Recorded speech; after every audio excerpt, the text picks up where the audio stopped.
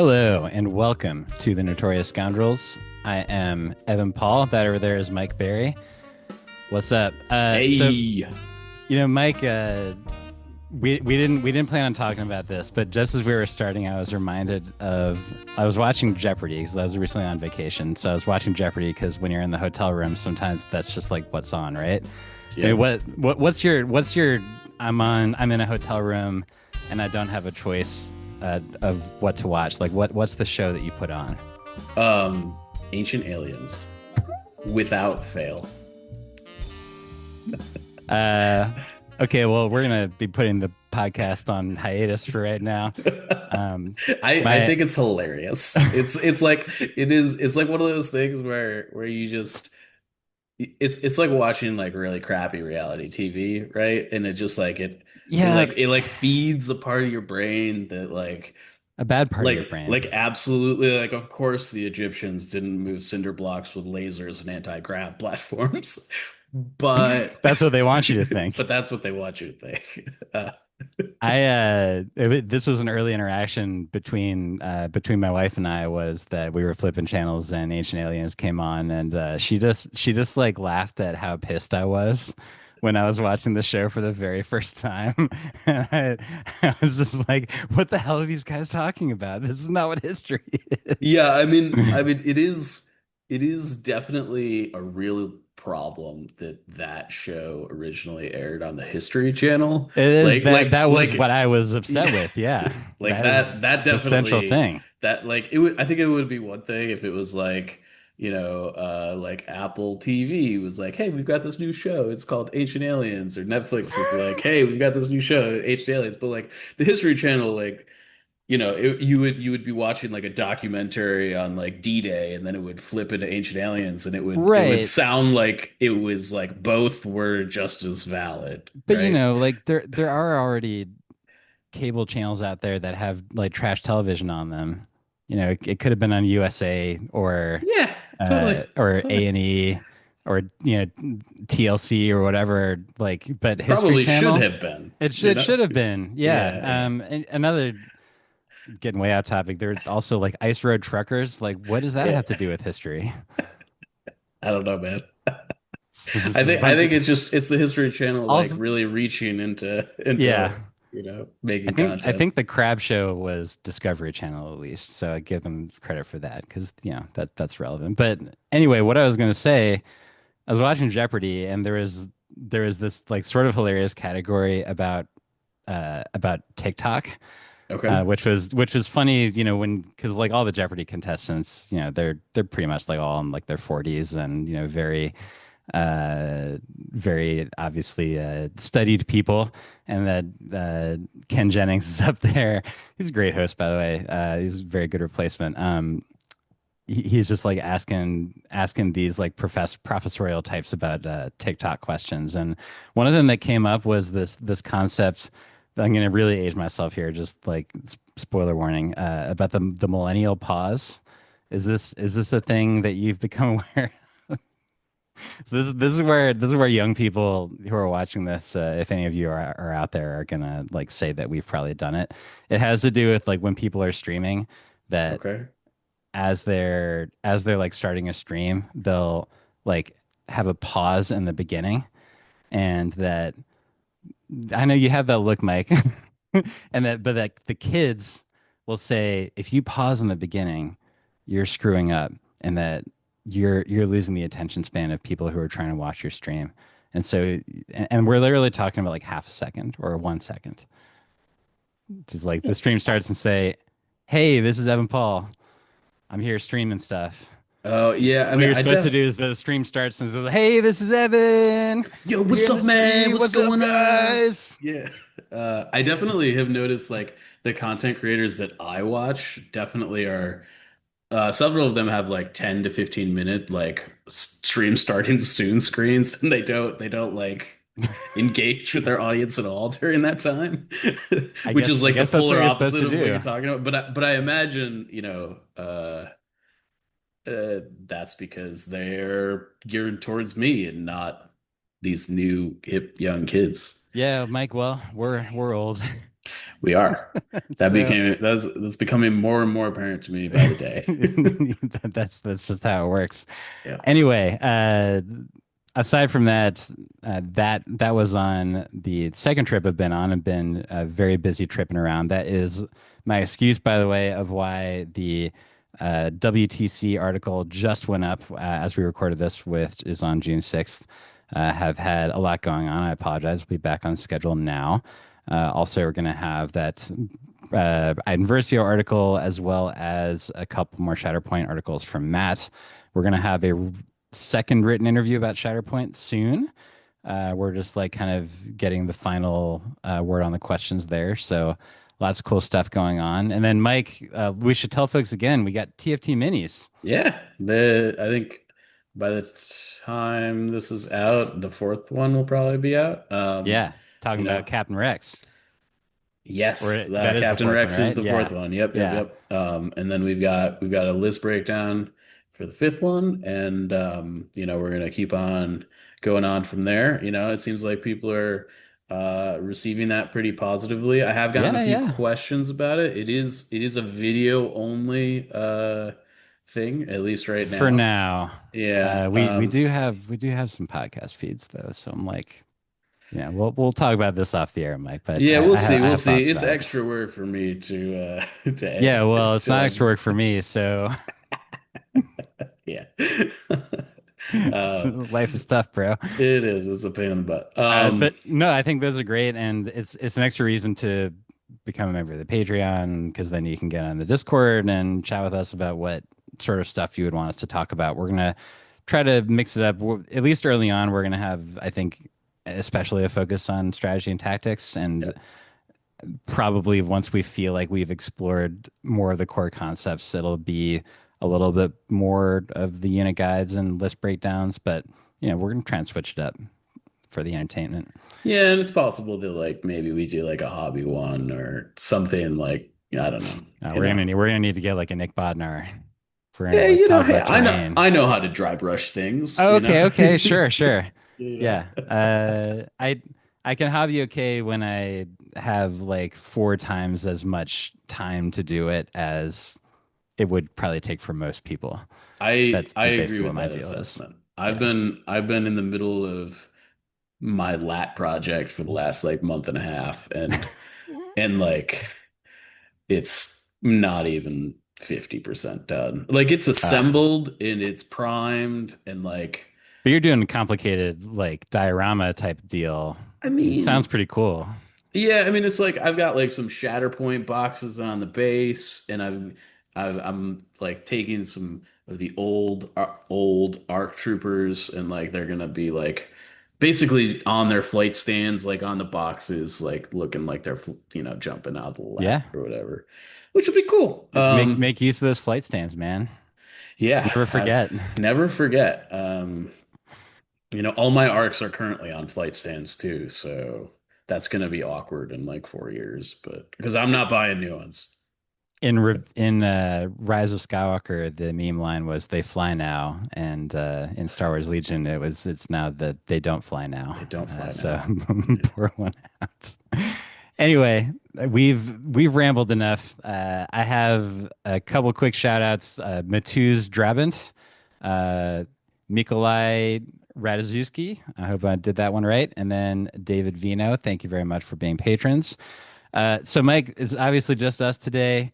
No Hmm. guest today, and reason for that is because we're gonna be running the numbers. Where you live in the DC area, you're an NPR listener at least sometimes, right, Mike? Yes. Yeah, I I mean, would say now that like I don't know, with the advent of like music stations and stuff on like Spotify, right, right. I am less of an NPR listener. It's an exclusive I'm in the car sort of situation. Yeah, yeah, of course. I was just curious if you remember that, like when they talked about like the markets, is that they would play this like ragtime version of like "We're in the money." Um, I do recall that. I think, oh man, what was the catch line? Because they said Was it let's do the numbers. no? Well, sorry, the catch line from the show that I used to watch or listen to the most was like, and now the rest of the story or something like that. Do you know what I'm Oh, talking about? that was an old radio show. Yes, it's like it's been a while. And I It's think, been a while, but it was yeah, I definitely don't even remember the NPR. name of that one. And Yeah, there's this yeah, this yeah. really old guy who said, "Now you know the rest of the Of the story." story. Yeah, it just I don't know. I have like my NPR nostalgia is like just built into that. Yeah. Yeah. Once again, it's like aging ourselves at an even more rapid pace. So yeah, Meg, we are here to run the numbers. We've had the the first big GT in UKGE that just happened this last weekend as we're recording, and then before that, two also quite big tournaments: the World Team Championships, which I had just come from. It was an amazing time. We'll talk about that, and then the Rockytop Open down in Tennessee, which, if you can believe it, is a place that I used to live, and I fit in extremely, extremely well. Um, so I think that we're gonna start with the one that was technically the biggest, even though it's like a little bit different because it's a team format. But WTC, there were 28 teams, which means that there were 112 players. And just to recap very, very briefly, teams could choose four um, out of the available like actual factions, and then Shadow Collective. You just had to pick which four of those you were going to represent in your team. And then there was a system that you used to make matchups. I get into that in the article that's up on the site if people are curious about it. But once you got past that, it's just regular Legion, like Yeah, individuals playing each other. I think the one caveat, and this is the only time I'm going to say it, is that I do think that the way that the system works, it does allow you to at Target least matchups. try to fade bad matchups, right? Correct. Yeah. Like if you have a like somebody that you really don't want to play somebody else, you can attempt to manipulate what would otherwise be like a hard counter to not be a hard counter, right? Yeah. I mean, as an example, the team that I was running, we had my list and the Gar list, which was, basically Anakin and a bunch of clones, sort of standard stuff. We were the ones that we would use as um, the list where we didn't get to decide the matchup. Because they're sort of just like generic all comers list. My list was a Aqua Dooku list, can handle most things theoretically. And then we had like a rebel high activation list with some speeder action and an imperial suppression based list, and those are like more skewy. Yeah. And so we tried to target those towards the matchup. So you're right. There is like a little bit of wackiness to this in terms of talking about it from a strict data perspective. I think that actually came to that came into being, especially when it came to the win rate for Shadow Collective in particular, Sure. which was we'll talk about. But yeah, like big tournament is an amazing time. Some of the best players in the world are there. At the just from the Adepticon top eight. I think that there were five people there that were the Adepticon top eight. On the U.S. teams, and then on the European teams, of course, like the team that ended up winning, spoiler alert, is the one that had Ali Dyer, former world champion, Lila Claire, former world runner-up, David Grant, a guy who's been on our podcast and beat up a bunch of people over there in England, and Jeff Porritt, who has also beat up a bunch of people over there in England. And then there was Germany, there was France, who won last year. A lot of really, really, really fantastic players. That France team did have Antoine Grenet, the I'm just glad famed France didn't win Ewok again. killer. Oh yeah, but I put that in the article. There was a shared feeling, and I'm sorry, France. This is what happens when you raffle stomp everybody in the first WTC.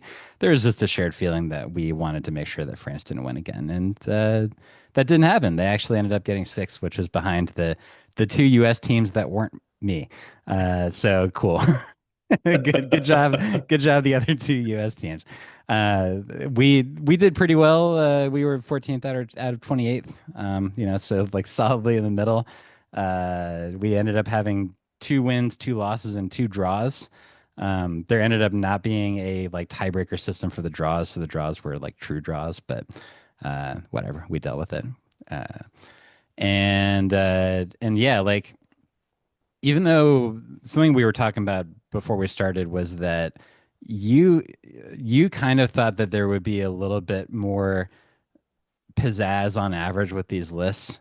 But it sounded like when you were looking at the list that you were actually struck by sort of how meta they seemed, so to speak. Yeah, I mean, I was just like, when they published all the WTC lists like, I don't know, like a week before the event or whatever. You could go Right, in and right, like right. you could go in and like pull the lists by Yep. manually. So me being the person that I am, I went in and I pulled all of the basically all the Republic ones manually, just looking to see strictly what the squad leader upgrade was on ARC troopers because look. Medics. Yeah, I mean the answer was obviously going to be the answer was obviously going to be medics, but I wanted to like measure how by how much, Right. right? Like Yeah. because to me the answer was always going to be medics. It's just a question of, you know, yeah. How many And the medics? answer was it wasn't close. It was there was like two guardians that got taken out of like literally every WTC team had a Gar player, right? Yep. And they all had at least three arcs, basically. I mean, there was Yes. probably like a couple exceptions, but like, you know, and like 99% of them had medics in them. If the squad leader was filled out, right? Yeah. And it's interesting. I heard mixed feelings to a certain extent on like how valuable they truly were. Um, for what it's worth, William Worf, who was on my team, and he went 5-1. He only lost to one of the France three players that went 6-0 with a fairly interesting rebel list. That's also something you can look up on the article, which we'll link to. Um, he was definitely telling me that he loves the flexibility of the medics, which is the same way that I feel about them. Especially like if you have an Anakin list, there are situations where he's gonna like take a couple shots and he just like takes three crits to the face and all of a sudden you have a 3 health Anakin, which limits your ability to be aggressive with him to a large extent. But if you can change that into a 5 health Anakin with not a lot of effort, like that can revive your strategy from being knocked down a tier in terms of your ability to be aggressive. And of course you can be bringing minis back from the arguments themselves, but like also a commando, for instance, you think about the value of a commando mini, very high. It's very high. It's like 24 points per commando or whatever it is. It's like it is good to bring those guys back.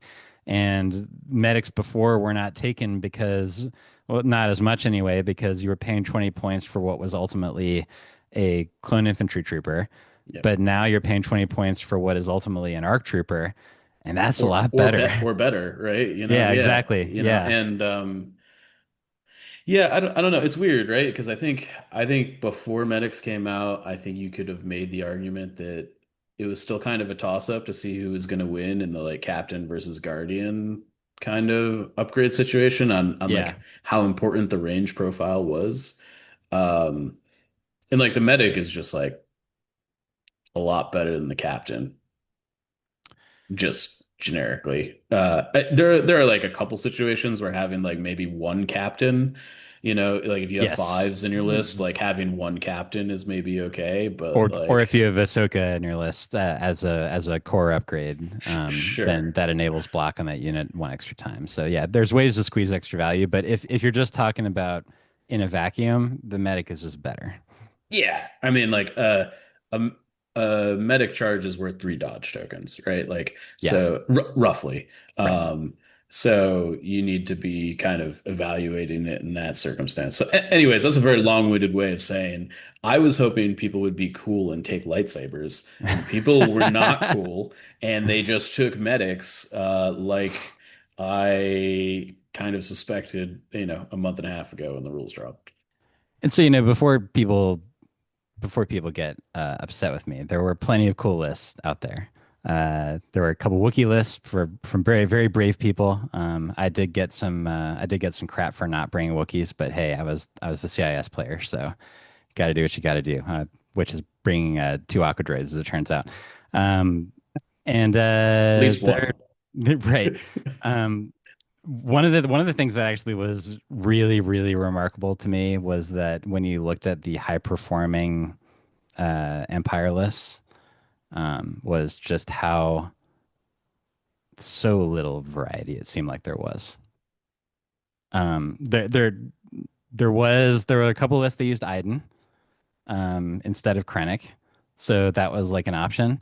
But just like sort of racking my brain thinking about the top cut um, teams, like the top six teams that I was looking at for this article.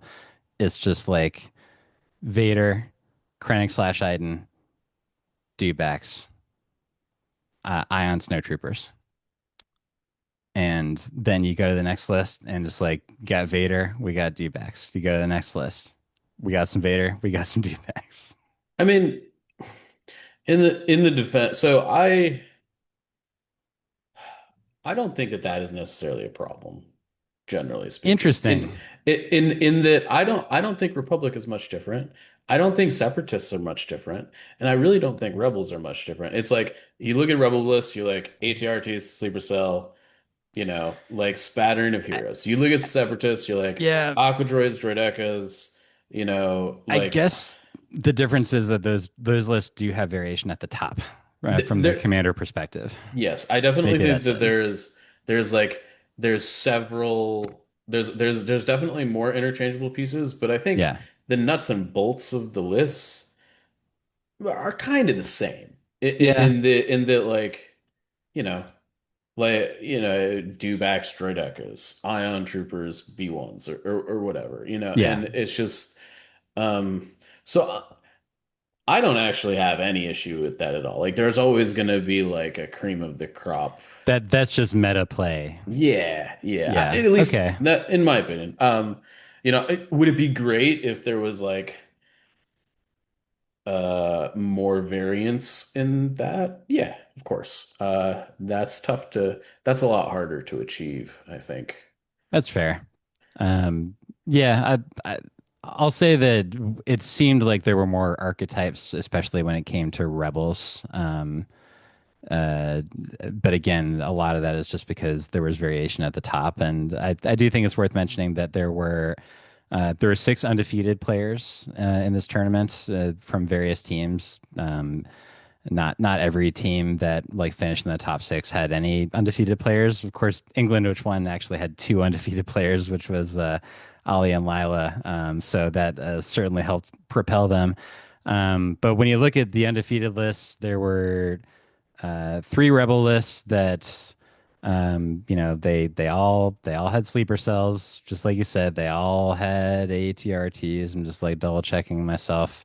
Yes, they no, one of them actually had Commander Luke and two Super Fleet Trooper squads. So that was the and then actually the my favorite part of this list. I'm curious what you think about this, Mike. This is Julian Gorgor Villarreau, Hmm. or maybe it's Villarreau, in France 3. He was the rebel player. He had two X-34s with just the 1 point rifle gunner, which puts him at 56 points. Yep. And that was it. And like when I looked at that, I was like, wow, this is actually really smart. Um, Yeah, I mean they're yeah, what do you cheap, think about right? that? They're Yeah, it's cheap. 56 points. Yeah, I mean that's it's basically a speeder that doesn't do damage, right? At that Right. point. It's like four white dice, I think. Yeah, So which yeah, I it does. mean, it's You like, can do suppression usually, at least. and I think you can split fire too. You can, yeah. Yeah, yeah. So I Hmm. mean, yeah, if you're looking at the activation pad in 55 points is like roughly like a rebel trooper with a heavy, like would I rather have a rebel trooper with a heavy or like a fast land speeder that Yeah. like frankly Yeah. does like a comparable amount of damage?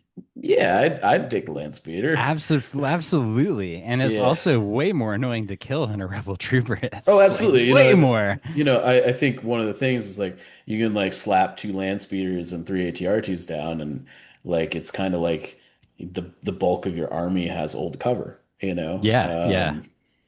which is pretty cool. The crazy thing is that I think the X-34 is one of those models that's like pretty hard to find right now. Yeah, I'm Um, glad I have two. They're on a yeah, one is in a I have various two as stages of well. assembly, but Yeah, I have two. They don't look very good, but if I ever need to dig them out, then it's good to have them. I lost the windshield on one. Who needs that Who needs anyway? the A windshield? little bit of sand in your face. Yeah, yeah. Yeah, puts hair in your chest. And other undefeateds, there was no Shadow Collective. There were two CIS lists. Um, and one of them was Lila. She was running experimental droids. I do think it's interesting to like consider the evolution of the EXD list, where it has truly um, just like gone into like putting literally everything into the double snail part of the list. Yeah. And then, your three decas are obviously doing work. We've talked many times in this podcast about why decas are freaking awesome. But then she has one naked B2, which I'm pretty sure is basically there for activation padding. It obviously can do stuff and it's a little bit annoying to kill, but it's not gonna like wreck anybody. But then, she's got Kalani with a lead by example, which is a cool choice, and then a HQ uplink and improvised orders, and then just like two filled to the brim snails, and also two filled to the brim BX commandos without any repair droids.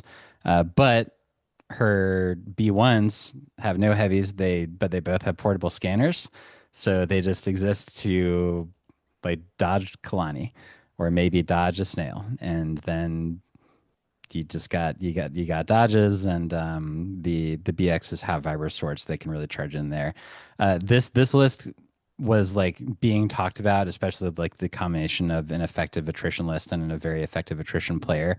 People were talking about playing against Lila like it was you were about to like go boxing with a gorilla, or that you were being hunted by the T-1000. And yeah, like Isaiah had to go against her playing bunker assault with a similar list to the one he took to Worlds, and you can imagine that that didn't go very well. Oh, I'm sure that doesn't seem like a good matchup at all. No. Yeah. I mean EXD is still really good, right? Like Yeah, it's it's really never good been attrition. yeah, it's never not been good, I think, at this point. Um, I think and it's actually, as far as, we were talking before about like you kind of have to take this, and this in a certain faction. It's interesting. I think there's a couple different builds to the EXD list, and they're all decent, right? Yeah, You yeah. can like focus on the B2s, you can focus on the snails, you can like build a variant that's like really focus on the BXs, or you can kind of like choose like two of the three Right, of right. those things in your EXD list. Obviously, she chose the BXs and the snails. I think the snails are definitely the best thing you could be doing right now with that list. It's Like 11 highly modified dice at range 3. they're really quite good. That's And very and like good. range three on the snail is not like it's not real range three. Yeah, it's It's snail like range 3. yeah, it's like it's range three, but really you can touch anything on the board because their base Right. is so It's big. yeah, Like it boils down to the fact that the speed 1 move in a snail is not a real speed 1. yeah, it's It's like 12 inches. right. It's It might be more than ridiculous. that, frankly. Yeah.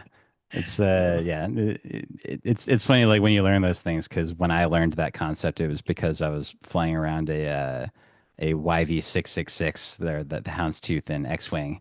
mhm. You put the little tiny speed 1 template in X-Wing, and then the whole thing just like jumps, and you're like, oh, the Oh, size of the base does matter. Go figure. matters a lot. It makes you faster. Yep. It's a little bit counterintuitive to a new minis gamer. But and the other CIS list that was 6-0, was a 17-year-old dude named Johann.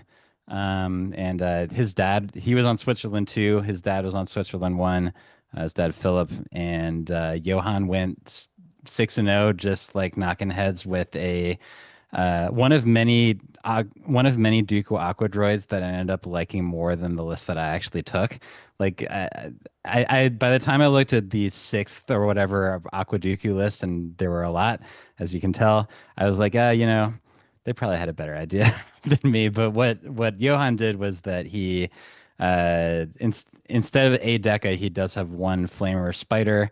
And then instead of a second Aqua Droid, he like added another Naked B1 and he added a Naked Magna, so that he was like spreading out the beef a little bit, but he ended up with 13 acts, which for Dooku is awesome. You've experienced that recently yourself, and like still a lot of health to chew through, and he played a bunch of really good players. Like he beat Dave Grant.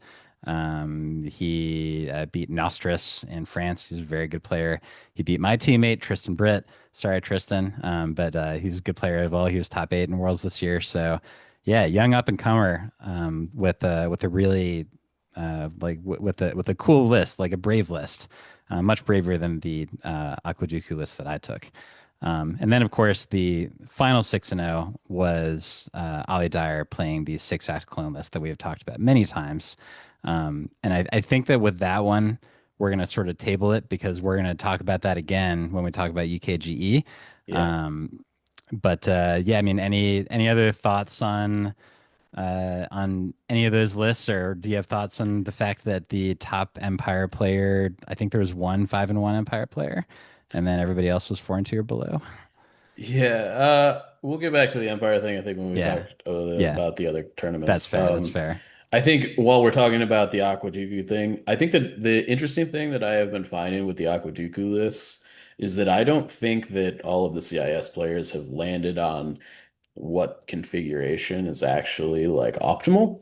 Yeah, That like you were talking about Empire and Dewbacks and like Vader and like it's like very clear the Empire players are like this is the optimal thing we're doing. Everybody's doing it. Like it's just this, and there's not a ton of variation. Whereas I look at all these Aqua Dooku lists and I'm not sure. There's like a couple that are like exactly the same, but there's a lot of variation in these lists.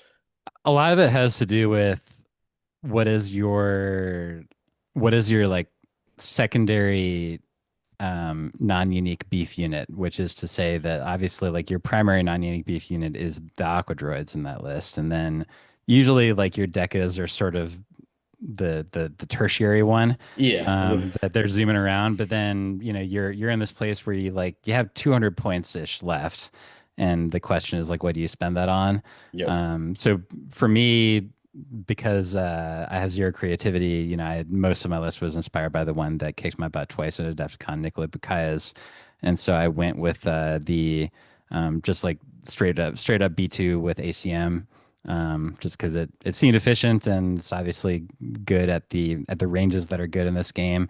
Hmm. I've tried out the Magna version, which is more expensive, but honestly, that has also felt good when I've tried it. I've seen versions that have looked at BXs in that place instead. I don't know which one is better, to be honest with you. I'm not sure either. That's why I'm bringing it up. Yeah, yeah. It's like one of those things where um I'm not positive about this statement yet because New Legion is still pretty new, but I'm not sure like this is like ever and like gonna be like a thing that we land on with a list like this. There are just so many different parts and pieces to it, and games Yeah. are so fluid When it's a thousand that points. that Yeah. it's like some of this is definitely going to come down to personal taste, I Right. think. Right. I don't know. I I will say I've been pretty down on the B2s like leading up to the tournament, but you have to submit your list, a couple weeks ahead of time, so I couldn't change anything about it. Uh, but then I think it was round one. I two shot of Luke Skywalker. Nice. Um, and that felt pretty good. I'm sure it did. I'm sure it Like did. I'm talking about Jedi Luke, by the way. Yeah, yeah. Um, No. and yeah, so they certainly came through that time. Yeah, and just like we have already mentioned, England won. Second place was USA 2, which was Austin Miller, Rob Rowland, Isaiah Wallace, friend of the pod, world champion, et cetera, et cetera. Isaiah and I are gonna go play at a tournament together tomorrow, actually, as we record this, and then Wes Watch Wagner. out, people that are going. They've been, Yep.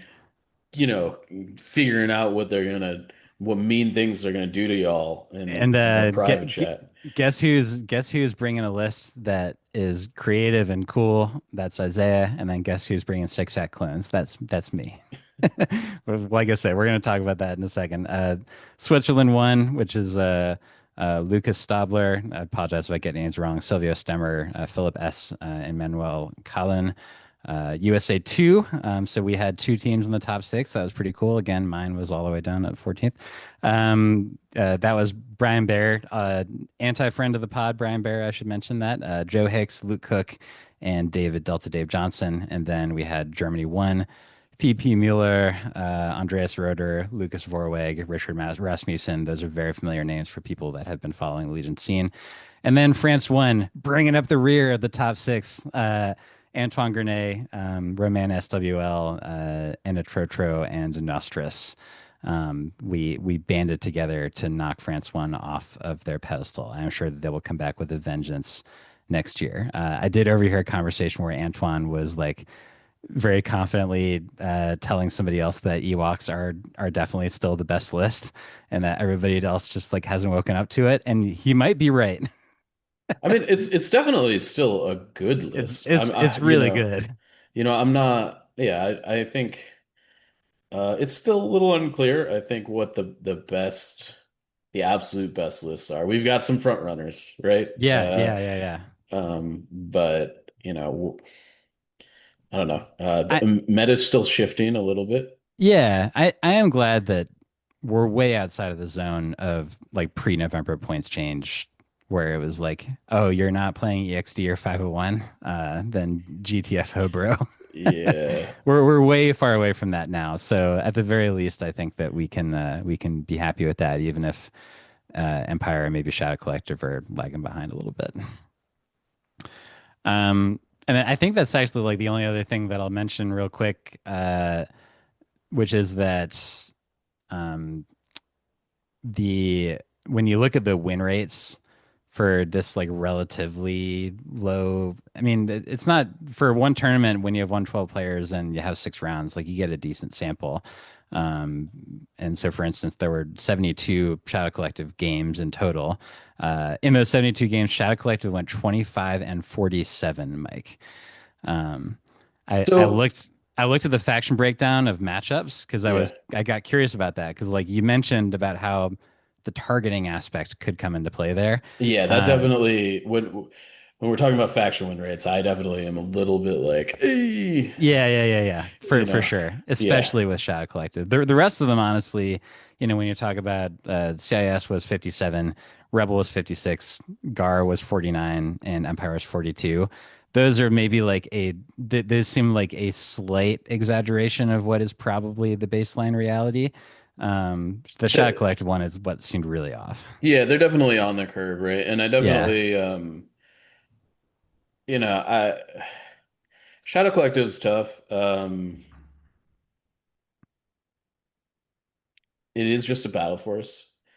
So, as we remind people regularly on this podcast. and I guess what I want to say there is like we are not anywhere close to in Legion being like, hey, Battle Force X's win percentage is bad, therefore you got to fix the Battle Force, right? Like otherwise, Right.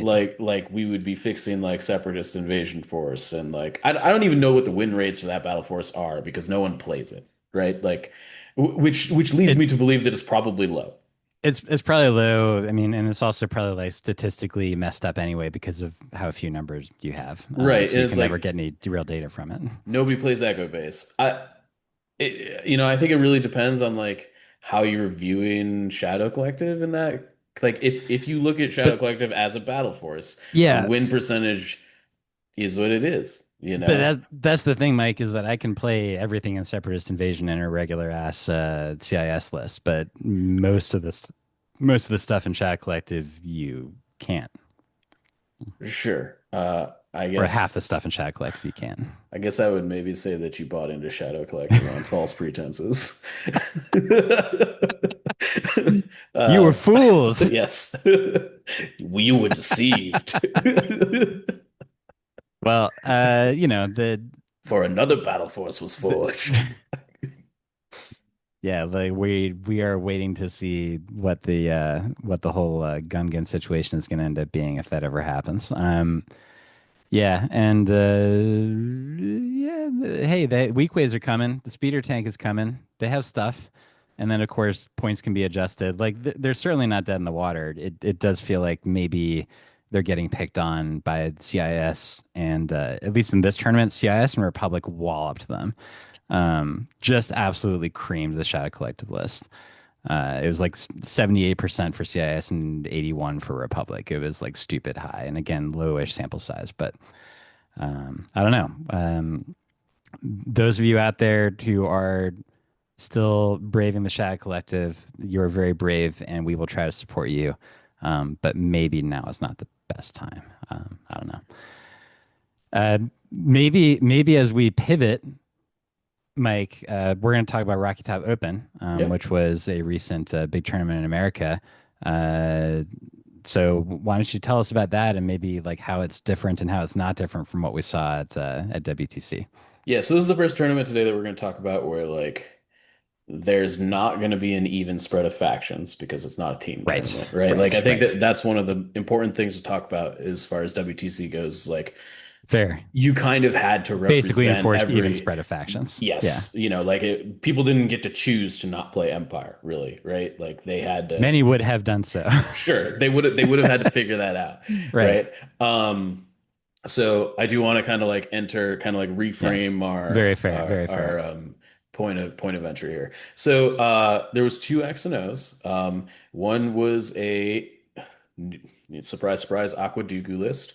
Hey. That was Justin Fleming, and then we had a Cody Lat list with Hey. Ahsoka in an ARC Trooper squad. Oh. Um, and that was Richard Lavery. It wasn't quite the tech that I had been running. There was no ISP to like drop extra observation tokens.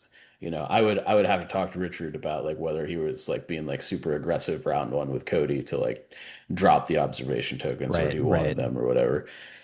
Um, but at least on its face, looks like a kind of a similar concept. Um, and the top eight was half separatists. And the other half of it was Republic and Rebels, um, both coming in at 2-2. Yep. No Shadow Collective and no Empire.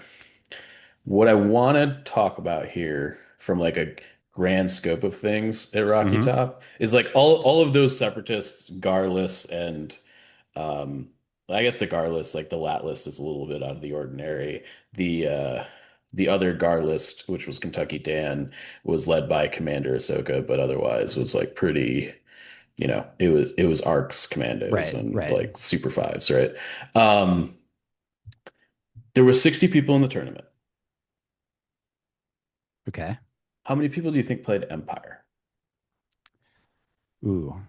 I mean, you're giving me a little bit of a clue with the way you're asking the question here, but I'm gonna say six. 7. Ah, that was pretty close. You were very close. The reason I'm bringing this up is because Empire, throughout the course of Legion's history, is the most popular faction that is played by a lot. By more than 10%. Yes, it's generally Which in a like four faction game is a lot. it's huge, Yeah, right? yeah. And it was almost at Shadow Collective levels in this tournament. Which to me, on the face of it, this is one tournament. We haven't talked about UKGE yet. I'm sure you're gonna like brief us on those numbers, but like Yep. this is a big red flag to me in that people are basically abandoning this flag faction in mass, at least at Rockytop, right? Um, and that's concerning to me Yeah. because normally we would think that if there was a 60 player tournament, somewhere in the realm of like 15 to 22 of those lists would be Empire, roughly, Yeah. you know? And instead we got seven. The highest Empire player, 29th. Yeah, I mean that's something we've come to expect, right? Is I that mean, yes, no yeah. doubt. I just like, definitely I think that's like kind of one of the overarching things that we want to take away from this tournament. Other than that, I think a lot of the same things that we saw at WTC were true. Nobody was brave enough to bring Ollie's list, so I think we're gonna have to discuss that in the I think that's UKGE shenanigans. yeah, we're gonna discuss it there for sure. Uh, Yes. but you know, other than that, we had a bunch of aquas, a bunch of sleeper cells, a bunch of arcs, and uh, no empire, right? Yeah, That's kind of I was looking at we should shout out even though I like to joke about especially Winter Moon as being an enemy podcast. Uh um even though I certainly don't feel anything close to that way, but we should shout out that one Will Heim of the Stabcast uh was top Shadow Collective player. He did finish 11th at 4-1. It's pretty good. he did, yeah. Uh, And I think he was playing Maul, yep. and bunch of naked pikes Yeah, and Mall Pike spam. Max. Well, it was Max Mando spam is Okay, how I but would yeah, define with this list. activation filler pikes like tossed in there with purely naked, with one capo being his only barrier between Courage One, the Courage One Death March. Yeah, Very yeah. brave of him. Um, like I said, I think we've talked about it before, but I think Yeah, the that keyword has got to go. yeah, That it's makes not them very fun at dependent on all. that. It's not fun, and it's also just like not practical in the new edition, unless you put Doesn't feel capos in. necessary. And yeah, unless you put capos and Vigos in like every squad, which means your squads are plus 20 points, right? Yeah, Um, yeah. which just I don't know. Maybe our opinion is that just because of the fact that like not a lot of people would play naked Black Suns anyway, and that all kinds of pikes just have lower value. Um, I don't know. They could do something to where uh, in it you like take the keyword away in a mercenary army, right? I Um, think it is almost the exact same thing as flawed. And the reasoning, they were like, we removed flawed because this is yeah. a thing that your opponent can manipulate against you and makes you feel bad. Like Mm, these mercenary units basically have flawed courage value, right? it's true. Like that's basically what it is. Yeah, that's Um, fair. and uh, They're all like a tiny callus, yeah, like literally, like waiting to be put into the suppressions or the panic zone. Yeah, exactly. Yeah. yeah. So, I mean, so is it surprising that they went like 24 and 46 at WTC? If every one of your units had flawed courage value on it, like, yeah, okay. Like, Of course, that is for the core, and no doubt. some lists would only want to have like Courage 2 Black Suns in there anyway, and so that they wouldn't care. So I mean, it really matters for pikes, is what it feels like. Yes, I think pikes specifically suffer mainly Yeah, because like, danger sense you kind of want to have suppression on your units to some degree, the survivability of pikes ain't what it used to be with the new cover system. No, it's Let me not. tell you. Yeah, they can die pretty fast. I was just looking at Justin's CIS list just to kind of see like what were the choices that he made Yeah, he with had like the Aquaduku. He had a Geo Super Squad in there, which was definitely interesting. And Yeah, I like that. he had a one of Black Sun, and I think going back to like the variation, he's got a crab droid in here for a droideca, which obviously, I guess I shouldn't say obviously because I think maybe depending on the game, you're scouting the Geos or Dooku, maybe. it would depend on what the primary is, I think. The lack of burst of speed on Count Dooku is like, That is a level of bravery that I am not willing to yep. ascribe to. But of course, like he won the tournament, so it's not like we're knocking it. It just means that he's got more I'm gonna gumption knock than it. me. Find the 10 points, my man. Mike is knocking it. If you want to get back to us, then message Mike. Yeah, yeah. I'm not I'm signing happy to on talk to about knocking it. Justin Fleming. By the way, I should mention we mentioned Richard Lavery who came in second. He was also 5-0. Speaking of enemy podcasts, I think that they like started up an actual podcast recently instead of just doing videos, which is great. Oh, for Crit Uh, Attack. Yeah, but yeah, yeah, cool. I just wanted to extend the invitation to him to come on here if he wanted to, despite being a member of an enemy podcast, but with a caveat that he would have to explain himself with regards to his opinion on the Radagnast Fluttercraft, Mm, which he has said uh, salacious, denigrating things about in the past it is pretty bad. that I don't appreciate, and I will have my knives. So come on down. I mean, he is a stalwart defender of the Wookiee battle force. He just plays it much differently than you do. Yeah, yeah, of course. Yeah, he does like just like straight up swarming, just swarming, bro. He If likes to they run at things, that's for sure. yeah, if they let you if they let people play super squads of Wookiees, God forbid, then he would probably be running those. Mm. Um, Fix to Wookiees right there. that Super squad of Wookiees. I don't think that would be very W good though. would 170 point Wookiee squads be good? No, Tune in next time. the answer is no. Uh, so yeah, anything else about Rocky Top? I think that sums it up. I've been to Rockytop before. It's a great event. I'm glad to see Yeah. that they got 60 people. You know, Ryan from the Stabcast who runs it, an awesome guy, runs an awesome event. It, You know, I definitely want to go. The problem, it was like doubly a problem this year because like literally it happened the same weekend as WTC. But the other problem is that the time when it's typically held is my anniversary. So, it would involve. Although my wife does live in Tennessee, but it's on the opposite side and it's a pretty big state. Or sorry, my wife is from Tennessee. I should say her family's there. But her family is in Memphis, and this is in Knoxville, which, as you might guess, is like very, very far away. But yeah, yes, you definitely keep an eye on Rocky Top for next year. I have heard nothing but good things, and it is very well run, and it's also just like very chill. Because like zero people there are going to be like taking things mega seriously. You will have a good time.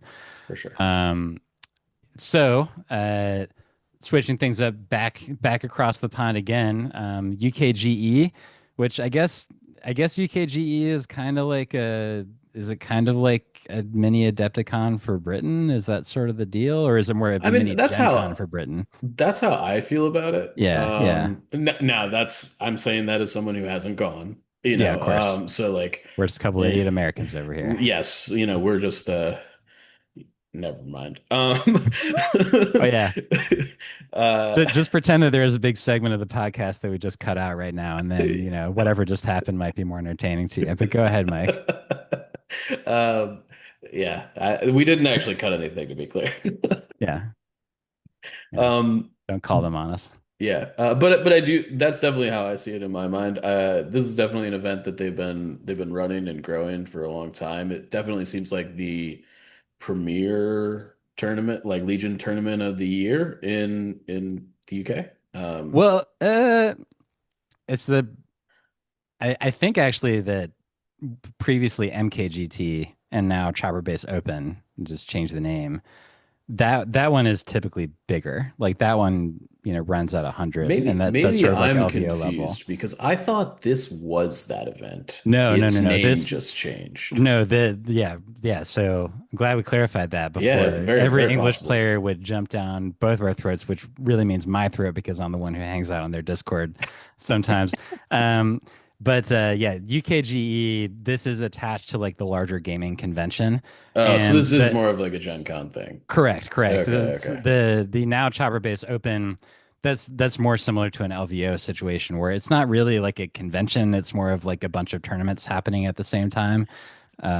So yeah, that basically Tribal Base Open is their LVO, and UKGE is maybe similar to Gen Con Or or like Nova or something like PAX, that. PAX or Exactly. something. Yeah, Yeah. yeah, Yeah. yeah. Yeah. Okay.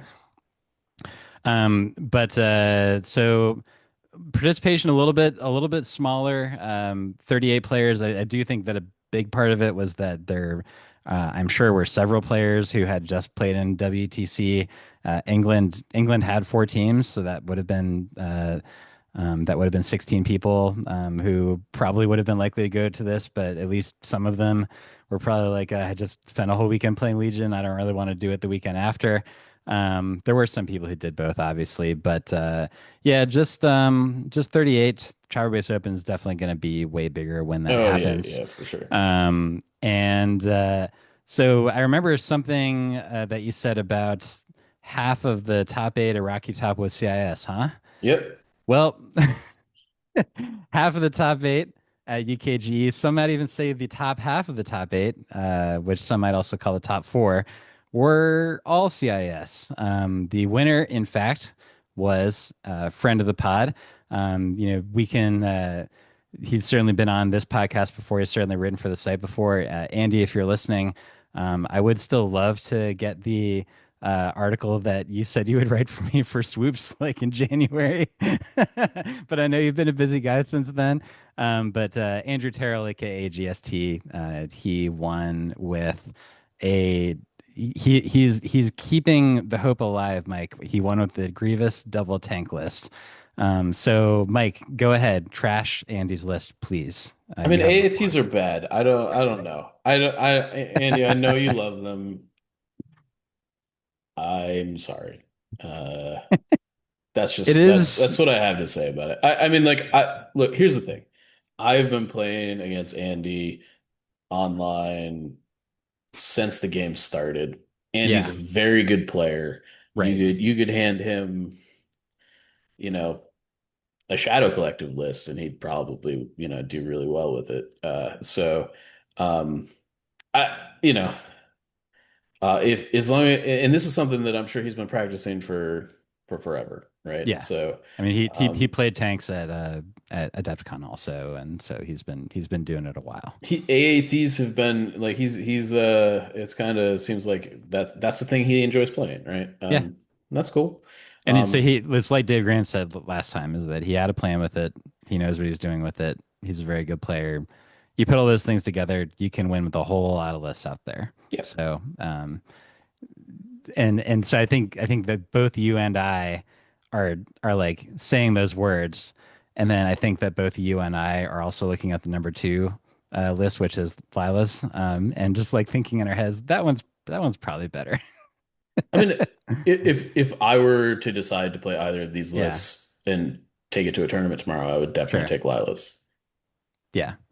Yeah. Although for what it's worth, I don't know. It's tough to tell.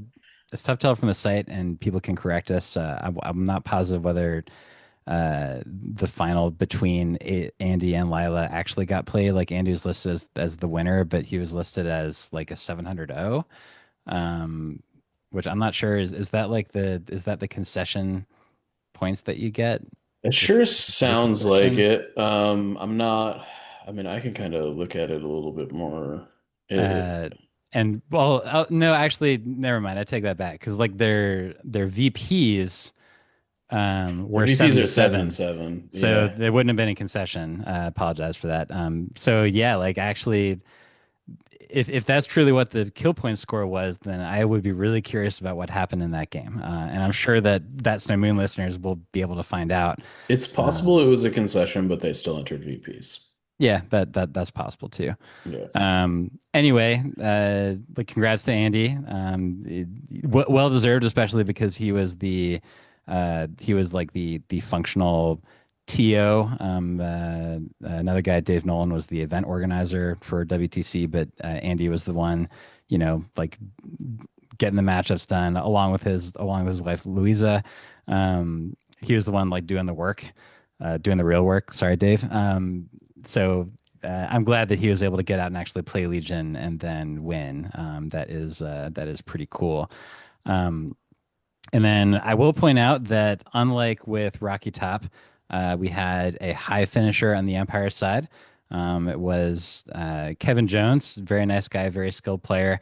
Um, have you looked at this list yet, Mike? Yeah, it looks like a lot of Ion Troopers. It looks like, yeah. So you might remember we were having a conversation before about what the successful Empire list look like, and it's like, we got Vader, Krennic, Ion Troopers times six.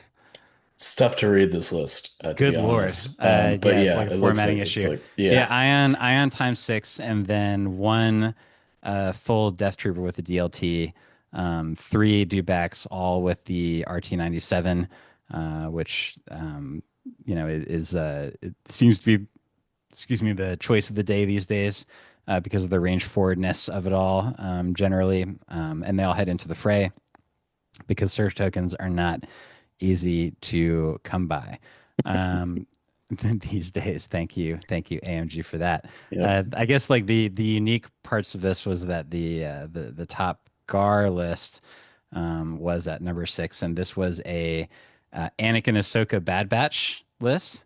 So sort of getting into the Hero Hammer zone. I will say that one of like the list that I lost against, being played by Germany one, um, was a like an even stronger example of Hero Hammer and Republic, because it had Anakin, Ahsoka Commander, Rex, and Bad Batch.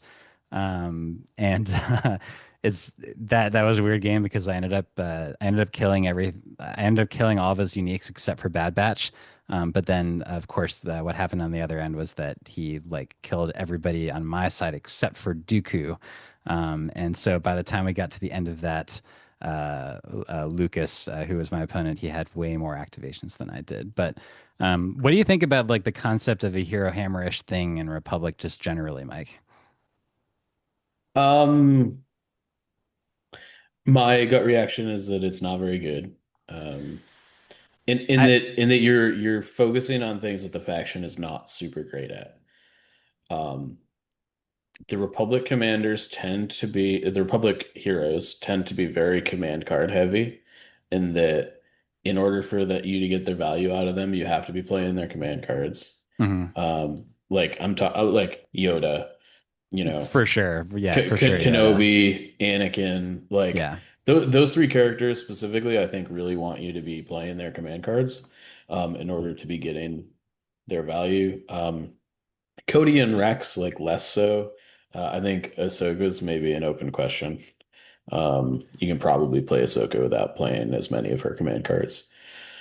But, I also think that you're taking away from a lot of like your synergy based effects when you start doing that. And that like you are losing a lot of your token sharing pool if you are focusing on taking 500 points of heroes or whatever. Yeah, and like the game I played against Lucas, I'm not sure. I think maybe like a surge was shared once, but that's just like not what the list does. The Right. rest of his list is laser RTs and naked clones, and I think that's it.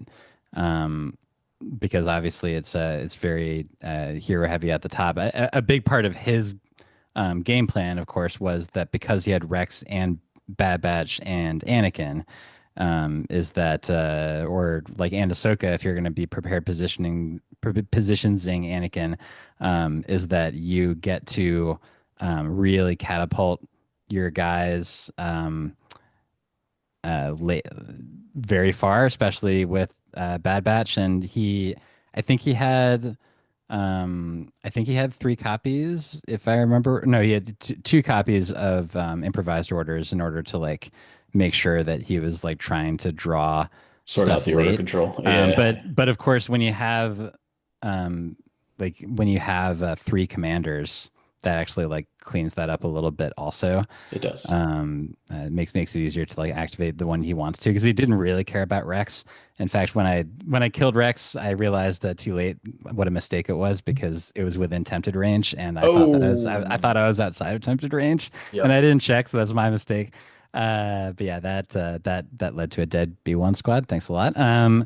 And yeah, I mean, for whatever it's worth, it worked against me. He did well in the event. I think he was 4-2. And it's a thing that seems fun and worth exploring.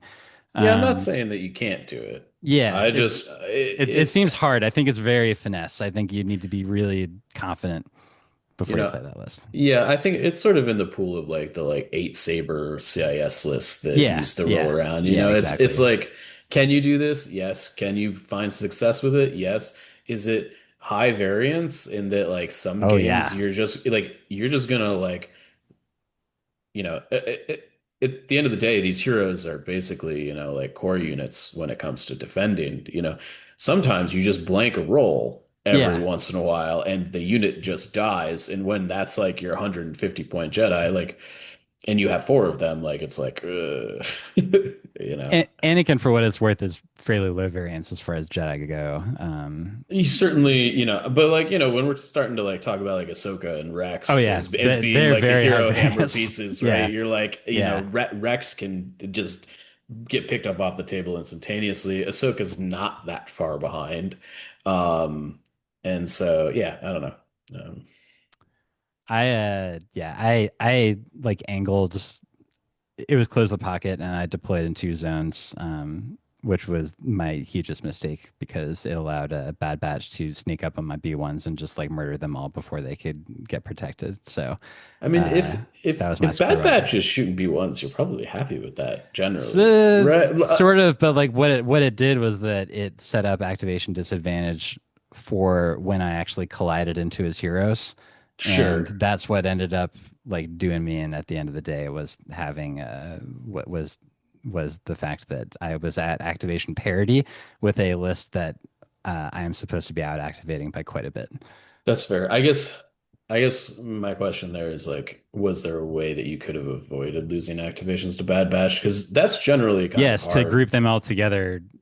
I mean, Sure. sort of to group them all together to the point where if he was going to be deleting activations, that he would actually be putting Bad Batch at risk because that's not what You weren't happened. able to punish him, is what you were Correct. saying. Yeah, Okay, Bad Batch okay. was on their own, just killing B1s, Oh no, and buddy, so it was buddy. rough. Yeah. Hey, Yeah. that was my mistake. Learning opportunity, right?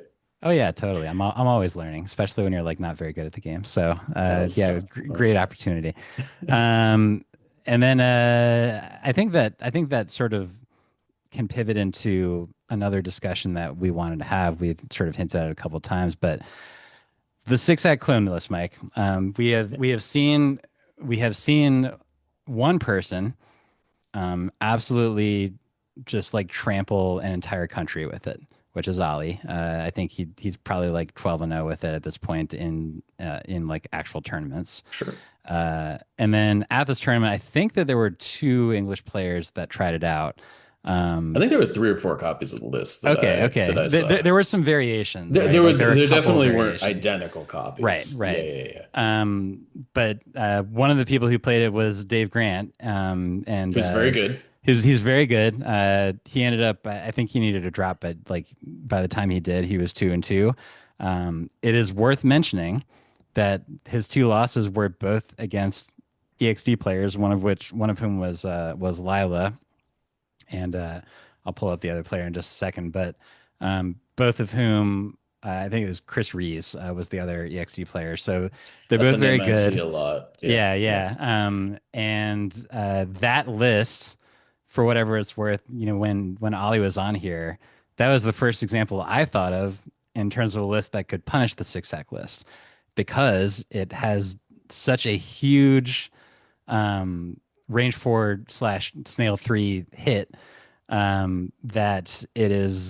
that it would actually be enough damage to matter for those clone super squads. Whereas most of the time, when you're taking turn one damage, it would be infinitesimal because of the insane health of those squads. But I did the math for the WTC article, and like generally on average, past heavy cover, two snails and two range three BX shots with a sniper is 25 hits with Pierce one on two of the shots. Yep, That will kill everything that's not Bad Batch, in terms of trooper units anyway.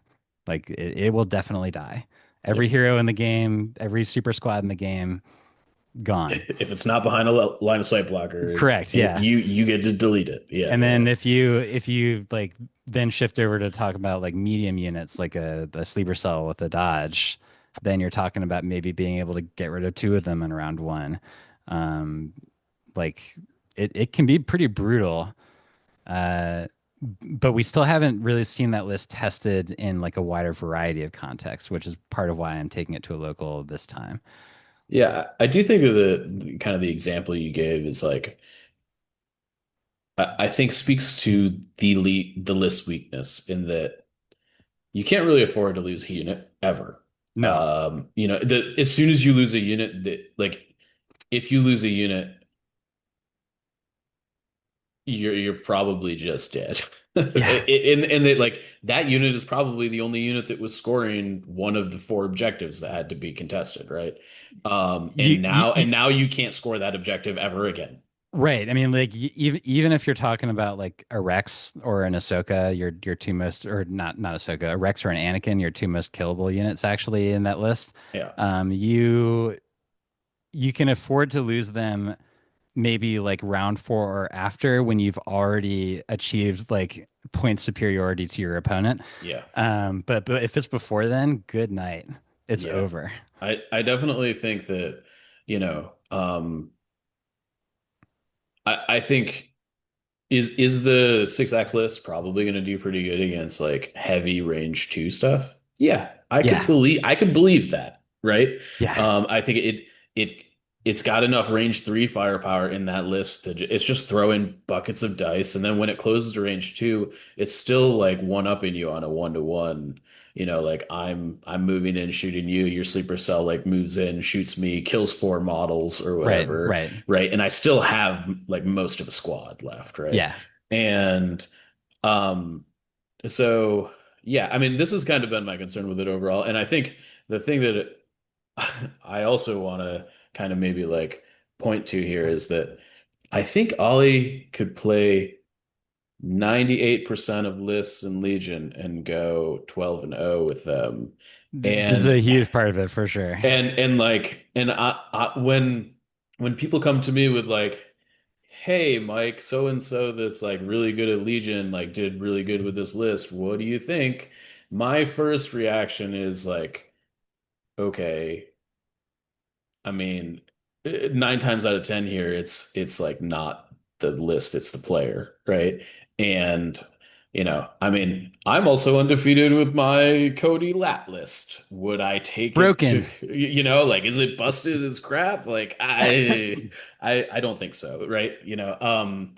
Do I can you take the six axe list and go to a tournament and be competitive? I'm I'll not find out. sure. Yeah, I'm not totally sure. There's not everyone that brought it to UKGE, nobody went better than point 0.5 with it, right? Which is Yeah. obvious, which is not good enough. And I don't think that we can take like Ollie's win streak as anything other than Ollie being Ollie. Oh, for sure. He was the world champion, When it's one and person that's a former world champion, those are yeah. like two gigantic, like boulder sized grains of salt It's in like in it's the like whole Lila issue. running around with The quad saber the list, quad right? saber list, right? Yeah. Like you hand I Lila, right. anything, and she's I gonna, always caveat that as like, yes, quad saber won a GT. Lyola was the pilot, yeah, and so like okay, like conversation's sort of over at that point. yeah. So I mean, I definitely think that it's possible that this list is a thing that could be good. I don't think we have the data to support that yet, and I'm not ready to jump on that bandwagon. I think after talking about it for like a month, and I'm frankly starting to get nervous because I'm seeing interviews with Will Schick and he's like, well, we're seeing Ollie with this six-act clone list beating everybody up. And like the underlying lining thing there should not be that super squads are good, is that Ollie Dyer is good. And like we should salute Ollie for that. But like, Yeah, yeah. I don't know. I think that it's one thing from a creativity and like branching out to try to find the list that's going to be fun. Like there's a crap ton of value there. But I would hope that when it came to balance decisions at AMG, that they're looking at much who's broader numbers yeah, yeah. Than Ollie's like unique situation with the clone list. And I think I could be wrong here. The only tournament that it's actually went like undefeated at is WTC at this point, right? I mean, there were only big tournament, but there haven't been other big like it went undefeated at locals before it, Yeah, with all the locals. players. I'm gonna Yeah, be honest. If you win locals and are proud of it, that's great. I'm good on you. I don't count locals I have for won anything. multiple locals with Wookiee defenders. Yeah, Just putting that out there. you can win a So if local that, with you can win a local. A good player can win a local down 200 points. Nice. I mean, yeah, that's accurate. You know? Um, Yeah, so certainly part of next week we'll be reporting in about how that list went, and then whatever craziness Isaiah is doing, he'll be reporting in on that as well. But yeah, like the GT season is gonna start to kick into gear, so we'll keep talking about that stuff. Yeah, I'm gonna try Um, and get to Indy here. I think I guess next weekend because it's oh, Friday. cool, Yeah. cool, cool. Hopefully that's a little up in the air at the moment, but uh, we'll see. Yeah, and then also. Um, probably this is a good time to I'm gonna start like trying to like say it as often as I can. But the Evergreen Open is gonna Hmm. be uh over here in the Seattle area, aka the Atomic Mass Games area, and that is gonna be on August 22nd. So that is run by Izzy. I am gonna be a judge. You're not So gonna play? no. I'm not Oh, playing. oh man. This will be the third year I've done it, and I haven't played yet. Okay, okay. It's because Izzy is just like cracking the whip. All right, all It's right. like if I'm running this thing, then the people that I play with often are gonna help me, and I do it begrudgingly. No, but it is a lot of fun. It's a very well run tournament, and I think that we're gonna have some like direct support from AMG there. So that's something to be excited about, and it's in a nice, quiet, easy to get to part of Bellevue, which you can get to like using purely our light rail now. So it's not so bad. August 22nd. So think about checking us out for that. Um, Mike, before we wrap things up, you actually wanted to talk a little bit about speaking of enemy, whatever, about an enemy minis game, Warhammer Yeah, 40K. I did. I did want to talk about it.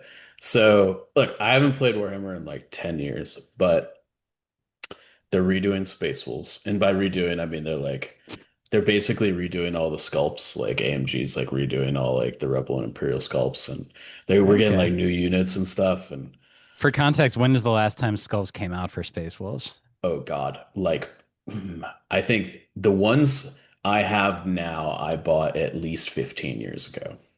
And I guess they've been reprinting them as needed since then, but like the same sculpts Yeah, over and over yes. It's again. like the Okay. same kits. Like there's been Yeah, like yeah, a yeah. couple of units that maybe have been added, but like the Sure. bulk of like the core units have not been Okay. updated in like almost 2 decades, sort of And thing. so they're getting new models. Are there other chapters that are getting new models too, or is this like a Space Wolves thing? They do like factions by themselves. Okay, okay.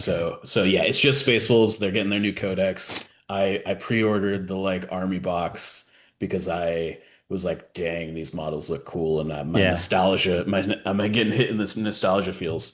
Um, but through this process, I learned some things about Warhammer that, or I guess the evolution of Warhammer sure, that sure. I kind of wanted to talk about because I thought that they might be like interesting because I mean, it its crux, Star Wars Legion is based on the guiding principles of Warhammer 40K, at least the Warhammer 40K I knew like 10 to 15 years ago, More right? Like so even now in New Legion than in Legacy Legion, is my understanding. maybe that's sort of kind of what I wanted to talk about. Okay. So a couple things. Their uh, quad yearly balance update came out last week, or this week, I should say.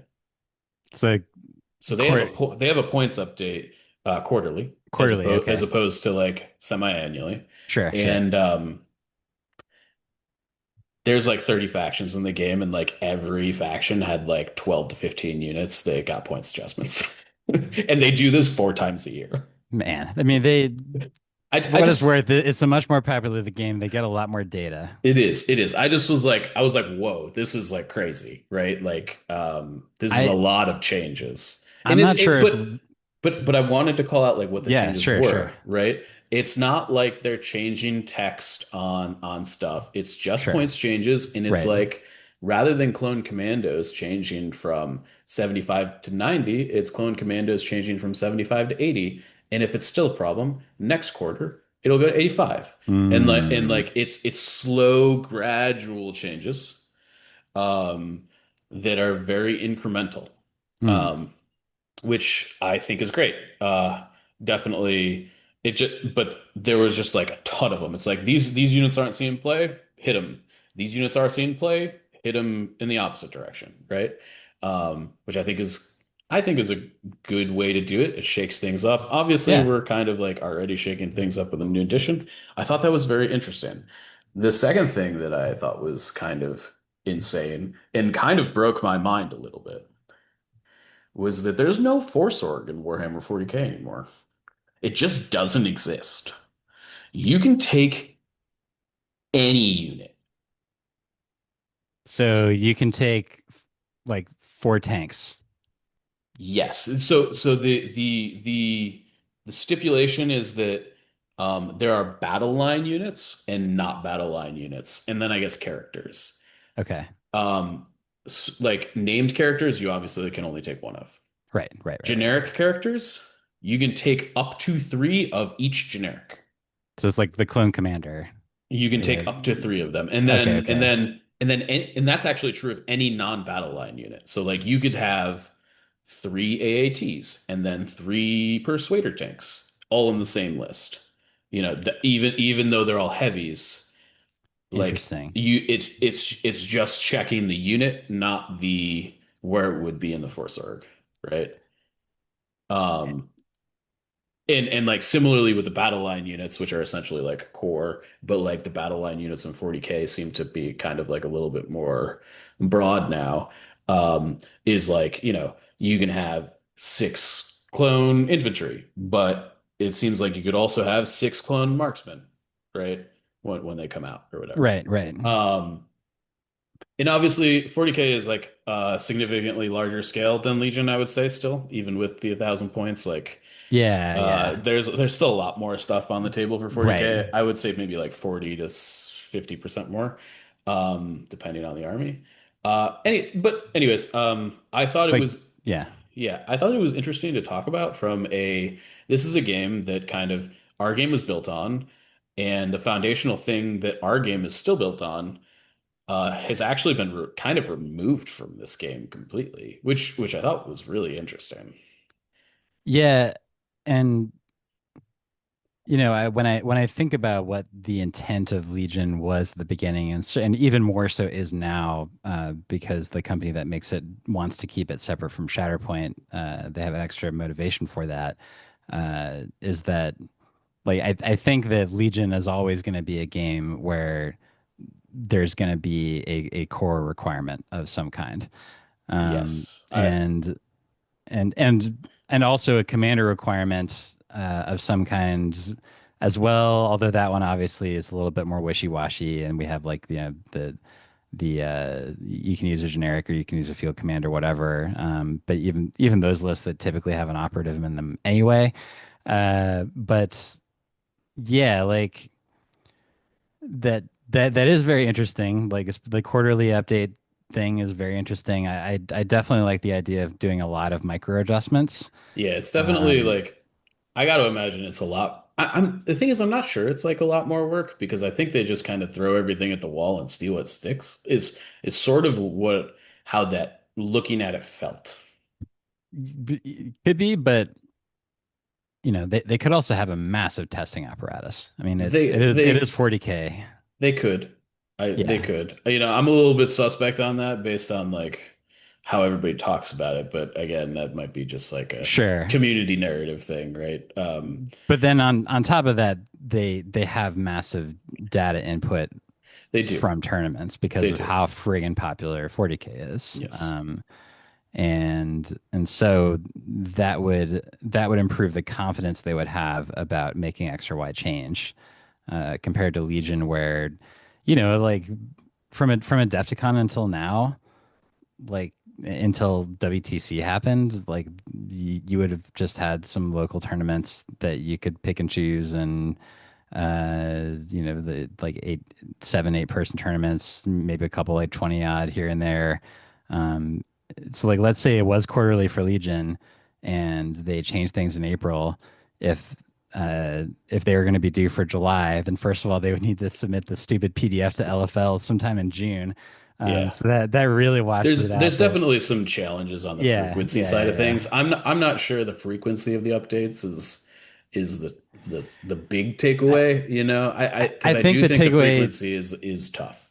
maybe how many things they changed at once, is the takeaway. Yeah. It definitely felt to me like what struck me was that basically everybody's army got touched. Like it didn't matter what faction you were Mm, playing.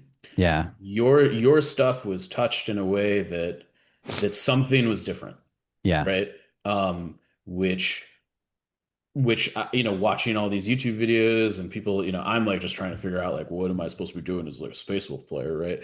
But like everybody seems like really excited about these changes, and they're like, they changed this and that and that and that, and there's just so many changes that like we don't know exactly where everything's going to land, right? Um, and I thought it felt refreshing, I guess. Is what I would say. And just from like people seemed like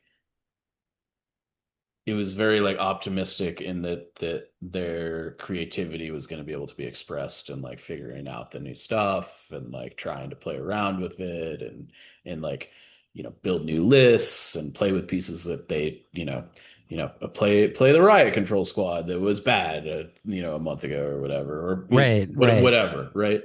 And That is how it felt in X-Wing, by the way, because like when they only made adjustments like once or twice a year, but when they changed everything. yeah. At least that's how it felt. And so there was almost this like ceremonial, when the points changes came out, like you would take your list builder app on your phone and you would just delete everything. Yeah, yeah, yeah, yeah. It was like a But fun thing. It was like, okay, it's time to just like build it's a starting new starting lists. new. Like, It's yeah, it's like a new year sort of right, thing, right, right. right? Whereas like the last few Legion changes, I think that they're very targeted, and there's not necessarily anything wrong with that. And obviously in November they targeted the right things. But I do feel like there could be a little bit more of trying to like shave, 3 or 4 points off of Rebel Commandos, or Rebel Mandalorians, or Rebel Wookiees. I don't know why I keep naming Rebel Special Forces, but like, I do know Well, that was a little dig, but I would like to see more stuff like that, like little adjustments across the board, little adjustments with upgrade prices. yeah, and I Um, think some of the things that like the community people that were talking about it that resonated with me, I think, was that it was clear that they made changes to units that like maybe didn't need changes at all, but they just made the changes to like make it different. mm, yeah, Like it's just like, you know what? Is it okay if this is the year of the Mandalorian? Sure. Let's just knock 10 points off all the Mandos or whatever. That's right, just an right, right, example, right. right? Like, or the quarter of the Mandalorian or whatever. And if it's like if it's healthy, we'll keep it. And if it's not, we'll move it back in the direction that it was. Yeah. And so yeah, very interesting approach. Is it better than what we have now? I don't know.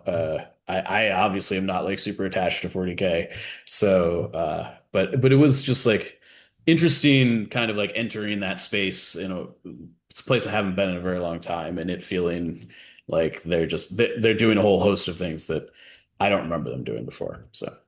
Yeah, yeah. mm. Um, yeah, that may be an interesting thing to ask the Wills about, next time they come on, which is just like to what extent they're paying attention to how other popular game systems are changing what they do and whether that has affected their own game plans. And yeah, because change is fun.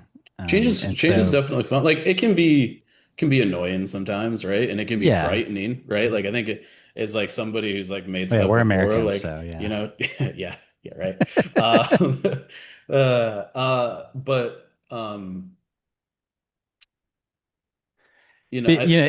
if like a unit is doing okay, or if a unit is doing like slightly better than okay or slightly worse than okay, making a small adjustment can breathe new life into the unit. And like you think about the idea of what if they what if they all of a sudden made like let's say they decided that the clone shotgun is like taking way too much and so that goes up by 2 points, but then they're like the RPS taking way too little and so they do something crazy like subtract 6 points from the clone RPS. Like Yep, that's gonna introduce like new list building strategies that would make the game feel fresh. absolutely. Yeah. And yeah, I would like to see more than that. Like I think that we'll see what November brings. With April, I think that there was this big thing about making sure that things match the printed cards, No doubt. and so you can Again, almost I'm toss that not one th out. this is not me trying to like beat them over the head with like, hey, you didn't change stuff in April. Like this was just like I think even from like the before times, like this like, Right. the grandiose amount of changes that they made in the, they're like, you know, one faction got like 12 units that changed. Like that's a lot. Like in our game, that would be a lot. If like 12 units changed in points value in Rebels, like that would be huge, Yeah. regardless of like what units it was and like For Shadow Collected, that'd be more than what that like the whole exists. roster, right? Yeah, yeah, yeah. Yeah. So uh yeah, and I do think I to me it it's an indicator because I think a lot of the things in the new Legion, like it feels like we're trending more towards oh we are getting more like Warhammer, not less like Warhammer, I think, as we've kind of like go down the progression path. Seems that way from an objective standpoint, at the very least. Yeah, for sure. And which, I mean, look, Warhammer is a very successful game, Yeah. If it right? ain't Like broke, don't like fix it to a certain extent. I think that the game of Warhammer definitely has its issues. I think, obviously there are a ton of people that Activate, play it. alternating, not alternating I, activation's the biggest thing. if I could Yeah. play like Warhammer models in the Star Wars Legion like game Hmm. system, like I would do that in a heartbeat Yeah. alongside the Fair. Legion stuff, right? But Right. Right. like Right. um I just don't like the actual game.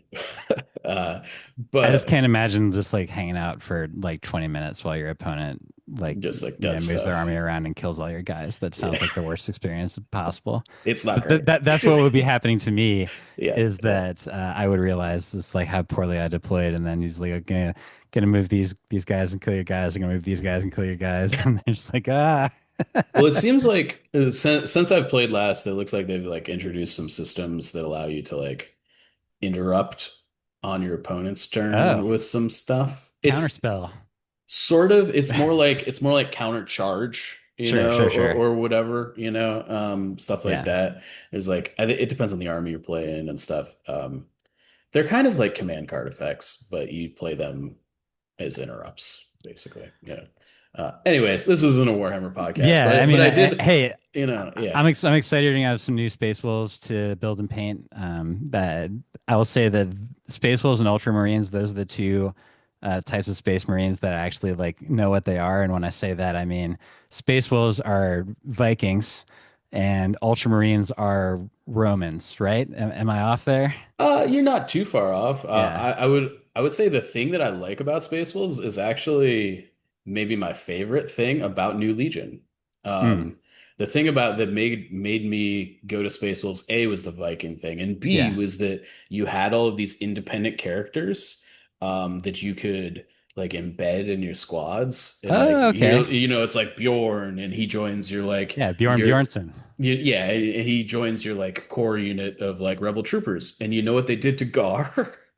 they basically like introduced that mechanic in squad Ah, leaders, so which Gar has Space Wolf's DNA it's in very there. Space Wolf-esque, Okay, right? okay. Which Yeah, I love. That's one of the best changes I think they've made to this totally. game. Yeah. I think there's some balance issues, but we can barrel through those, When right? you only have one type of core unit is especially important Yeah. to find a way to get variety. But like, that was one of my favorite things about the reason that I picked this faction, Yeah, 40K, yeah, and they happened to manipulate my faction and Legion that way too, which was really awesome. So I think that there's a lot of like custom things that I mean, I also don't think that's a coincidence no, from like they were like, oh, that's a thing that like they also took from Space Wolves and put into other 40K armies because it was really cool.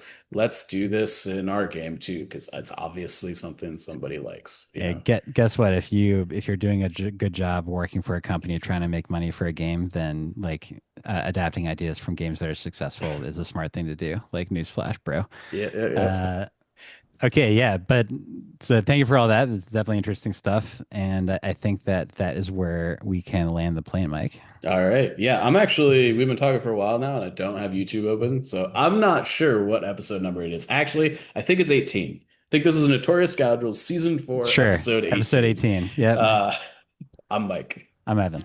Stay fresh, cheese bags.